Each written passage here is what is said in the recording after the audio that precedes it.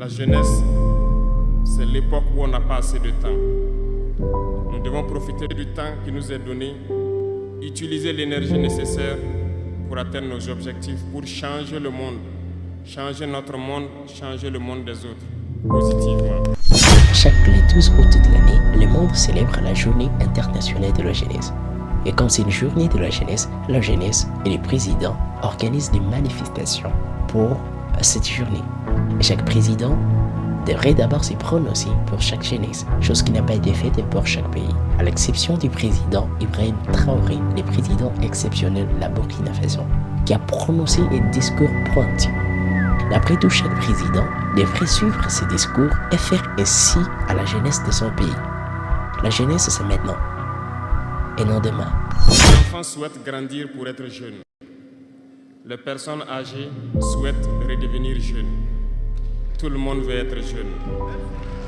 La jeunesse est une bénédiction. Alors profitez de la jeunesse pour faire œuvre utile. Voilà pourquoi quand je vois dans le thème choisi, les deux premiers mots nous interpellent. Intégration, sécurité.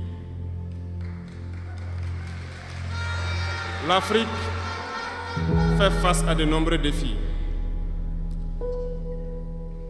Et on doit se poser des questions. La jeunesse est-elle un atout ou un handicap pour le développement des nations? La réponse est simple et sans équivoque. Et vous la savez. Les pays développés ont pour la plupart une population vieillissante.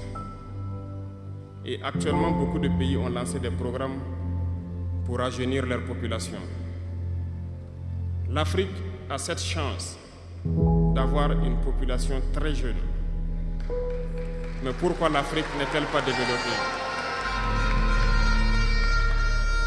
Nous devrions donc nous pencher sur la question de comprendre pourquoi l'Afrique a une population jeune et qu'elle n'est pas développée. Et que les pays qui se disent développés cherchent donc à rajeunir leur population. Il faut que nous arrivions donc à transformer notre jeunesse en un véritable atout et un moteur de développement pour notre continent. Et pour ce faire, nous avons besoin d'intégration, nous avons besoin de sécurité, de développement, nous avons besoin de nous unir.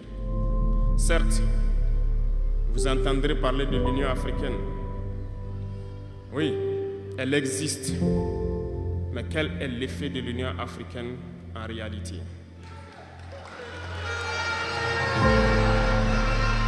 Nous ne pourrons pas parler d'intégration dans le thème et ne pas parler de l'Union africaine. Parce que c'est cette organisation qui devrait nous unir, créer l'intégration réelle. Mais nous sommes au regret de voir ces guerres qui persistent sur le continent africain, qui tuent des millions de jeunes, et que cette organisation, qui est à la tête d'États pourvus d'armées, n'arrive pas à s'organiser pour soutenir certains pays. L'union n'est pas juste un mot. L'union, c'est un symbole.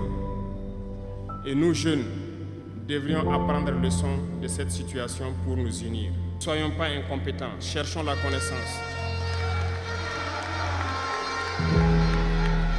Les incompétents se cachent souvent derrière des mots.